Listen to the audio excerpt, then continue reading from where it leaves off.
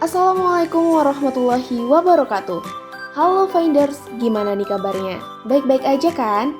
Nah, seperti biasanya, kita bakal bikin hari kamu makin seru dengan acara paling kece dan super keren, yang pastinya bakal nyajiin informasi bermanfaat buat kamu. Apalagi kalau bukan, let's find out.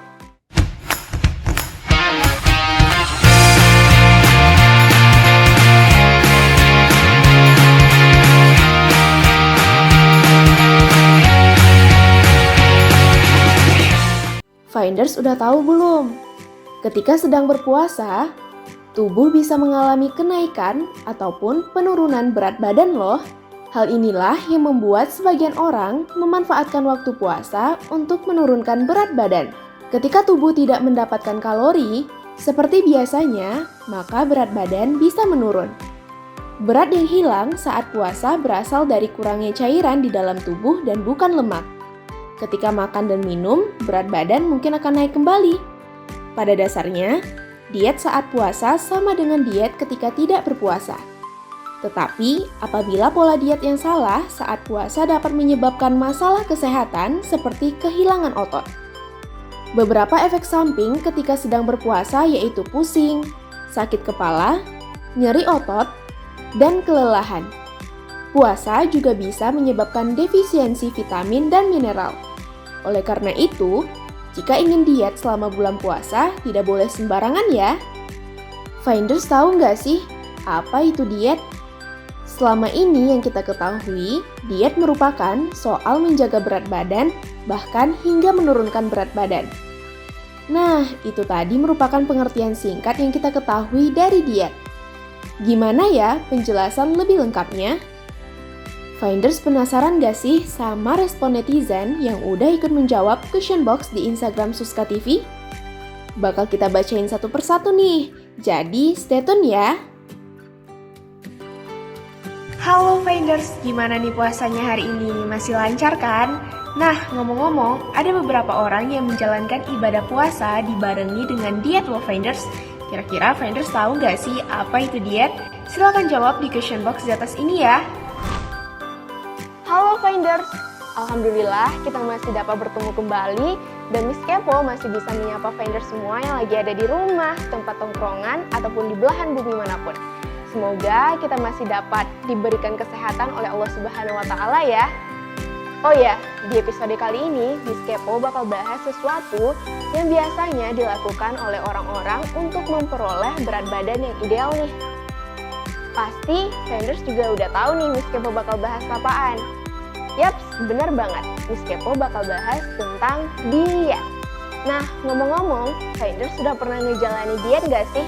Miss Kepo penasaran nih, diet itu apa sih makna sebenarnya?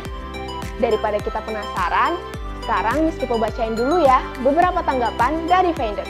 Yang pertama, ini dari @septi.n.herself. Diet itu makan secukupnya dengan gizi seimbang, air putih 8 gelas, tetap olahraga.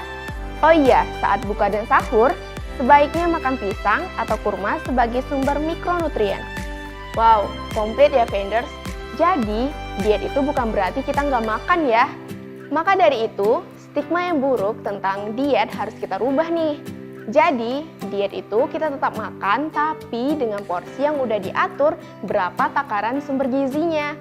Oh ya, maupun kita lagi diet atau enggak, minum air putih 8 gelas sehari itu merupakan hal yang baik ya untuk diri kita. Dan selain kita mengatur pola makan, kita harus juga rajin olahraga supaya hasil dari diet kita itu maksimal. Oke, kita lanjut ke tanggapan kedua. Ini dari @_Ratna_Wijayanti.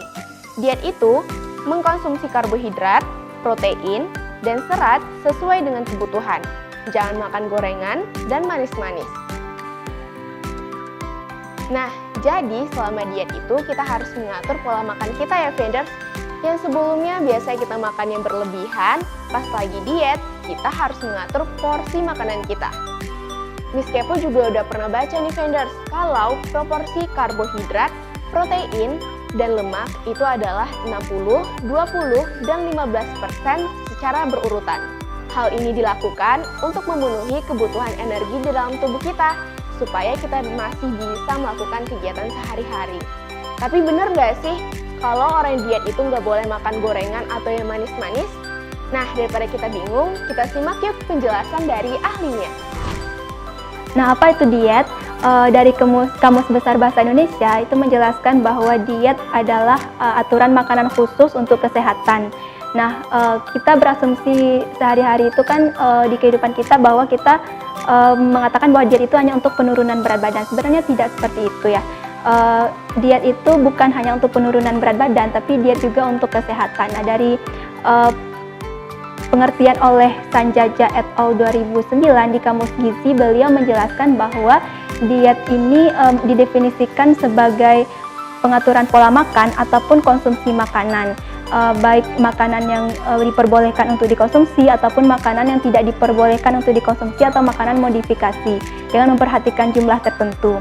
Nah, tujuannya juga dijelaskan ada 3 tujuan dari diet itu sendiri, yaitu pertama untuk terapis penyakit tertentu, lalu kedua adalah untuk kesehatan dan juga untuk penurunan berat badan. Nah, untuk terapis penyakit yang diderita sendiri, misalnya kita ada seseorang yang penyakit hipertensi ataupun mengalami diabetes mellitus atau penyakit lainnya.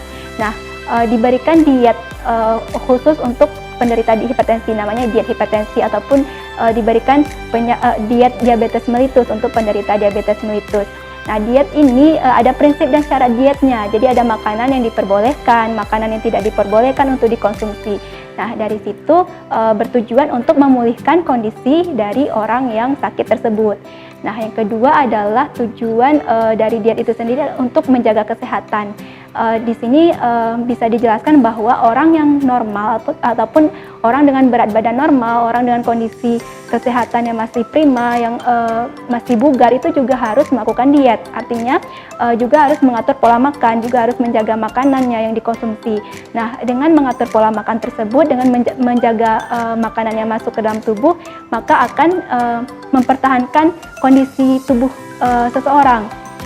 Jadi misalkan dia berat badannya normal, lalu dia juga menjaga pola makannya, maka akan mempertahankan berat badan normalnya, akan mempertahankan kondisi tubuhnya, kebugaran tubuhnya, seperti itu. Dan yang ketiga tujuannya adalah untuk penurunan berat badan.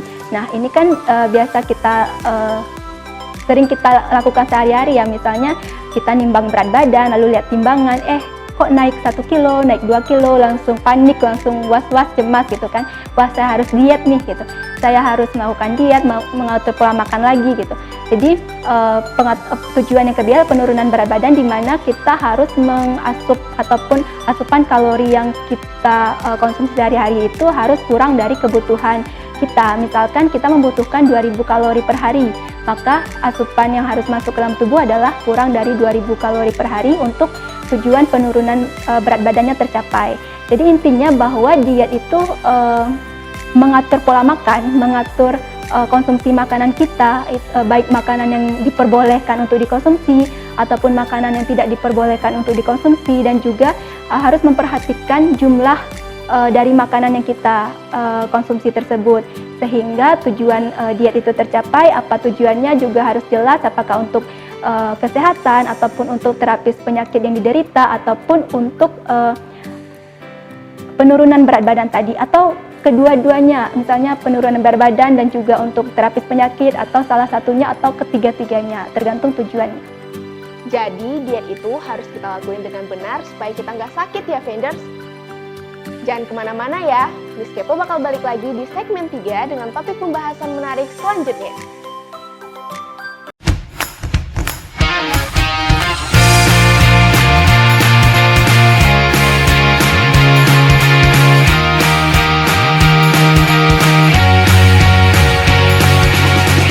Dan gimana sih tips diet yang benar saat kita sedang berpuasa?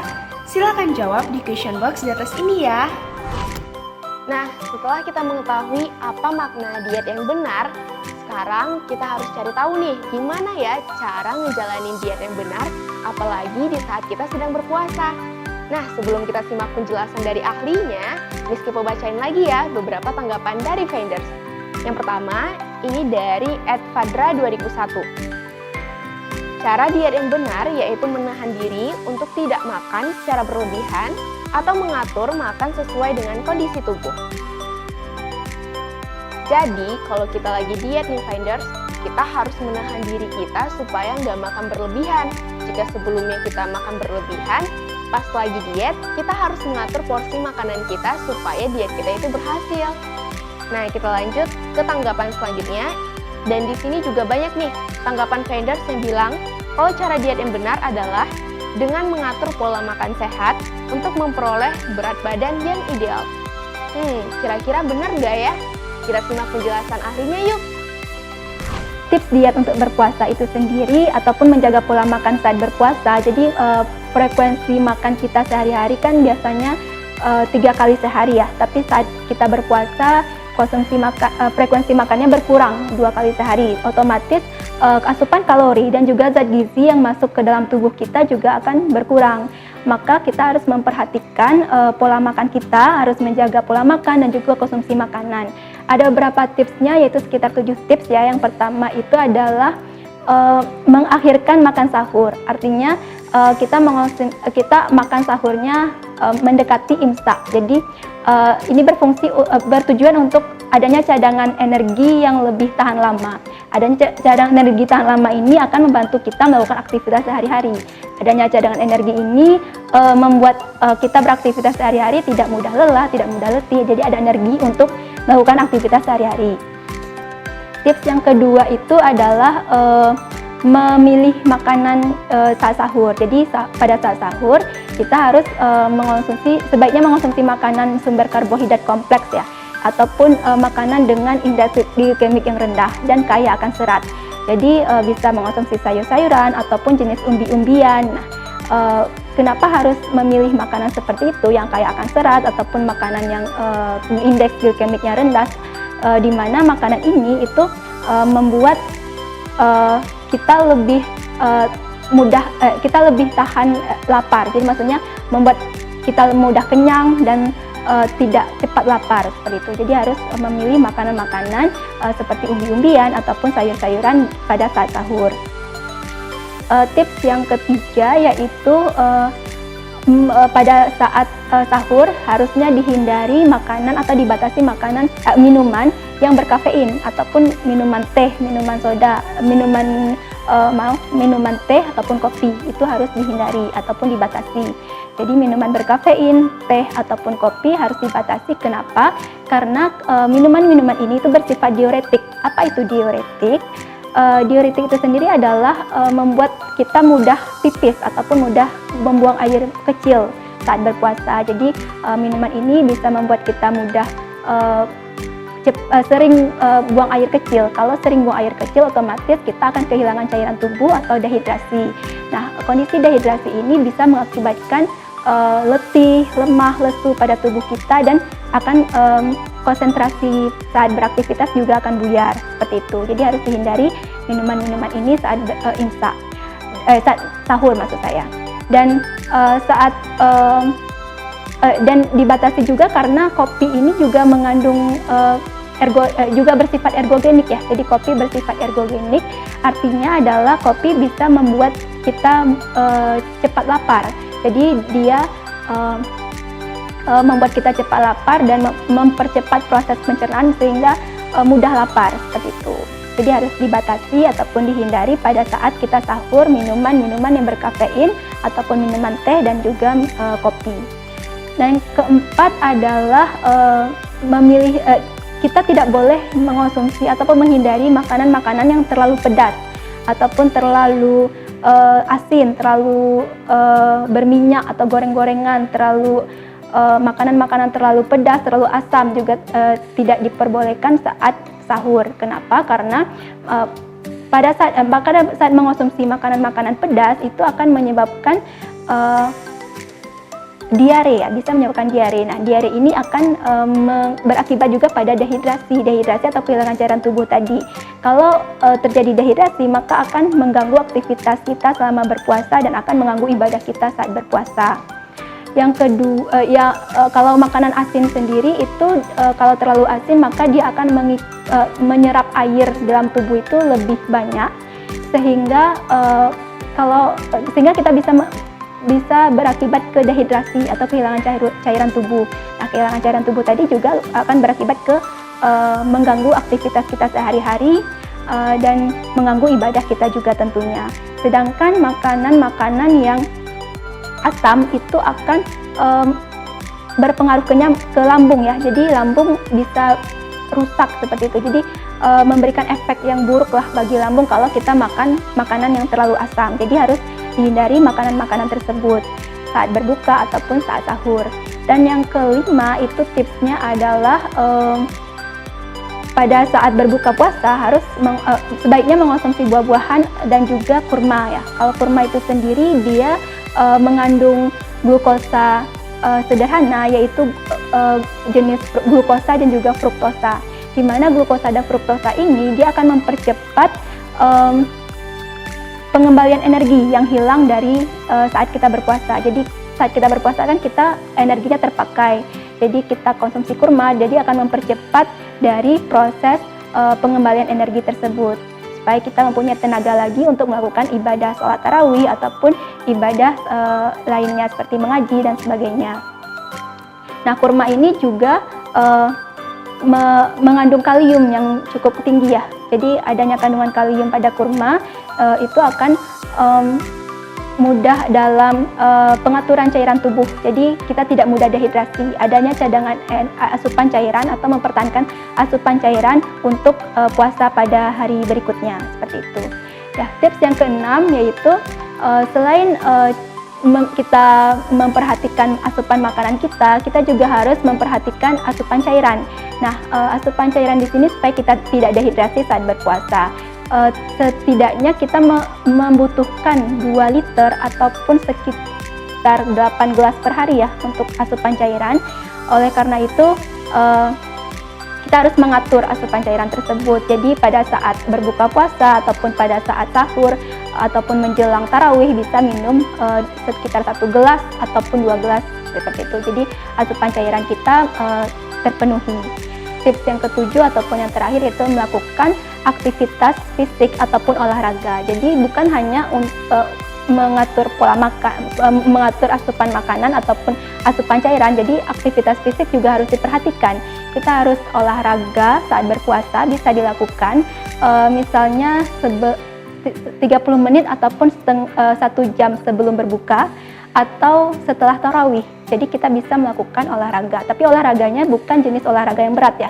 Kita bisa jogging misalnya ataupun lari-lari kecil ataupun jalan-jalan santai sekitar 30 menit sebelum berbuka puasa, atau kalau tidak bisa sebelum berbuka puasa bisa dilakukan selepas tarawih. Tapi jangan dilakukan pada siang hari, itu akan membuat tubuh kita dehidrasi, akan menjadi lemah, letih, lesu seperti itu. Itu 7 tipsnya, dan pesan dari saya sendiri adalah lakukan diet yang benar, lakukan diet yang aman. Jadi jangan melakukan diet yang instan, karena diet instan itu bisa menyebabkan efek yang buruk bagi kesehatan tubuh, dan harus sesuai dengan tujuan diet itu sendiri, apakah untuk penurunan berat badan ataukah untuk terapis penyakit tertentu atau untuk kesehatan atau untuk ketiga-tiganya seperti itu. Dan pada saat Ramadan, di bulan Ramadan sendiri kita juga, atau pada saat kita berpuasa, kita juga bisa mengatur pola makan kita dengan baik gitu. Jadi puasa tidak akan menghalangi kita untuk mengatur pola makan, tetap bisa menjaga pola hidup yang sehat. Dan pengaturan pola makan ini kalau kita terapkan di bulan Ramadan ataupun saat berpuasa, insya Allah kita bisa terbiasa pada bulan-bulan berikutnya kita berpuasa, kita melakukan pola hidup yang sehat dan menjaga pola makan yang baik. Nah, itu akan memberikan efek yang baik untuk kesehatan kita seperti itu. Dan juga jangan lupa beraktivitas fisik atau olahraga, tapi jangan sampai mengganggu dari ibadah puasa kita sendiri. Nah, jadi seperti itu ya Finders, cara ngejalanin diet, apalagi di saat kita sedang berpuasa. Kita harus memenuhi kebutuhan energi di tubuh kita, tetapi dengan tidak berlebihan. Dan Miss Kepo mau nyampein nih Finders, seperti apapun bentuk tubuh kita, yang terpenting adalah kita sebaik-baiknya makhluk ciptaan Tuhan. Dan yang paling penting adalah kita adalah manusia yang kuat dan sehat. Sekian dulu pembahasan kita di episode kali ini. Dan Miss Kepo bakal balik lagi di minggu depan dengan topik pembahasan yang menarik pastinya. Tonton terus Let's Find Out yang tayang setiap hari Sabtu di YouTube channel Suska TV Official. Program menarik yang bakal bikin vendor semua makin pintar. Dan jangan lupa untuk like, komen, dan subscribe YouTube channel Suska TV ya vendor. Sampai jumpa di minggu depan. Bye-bye!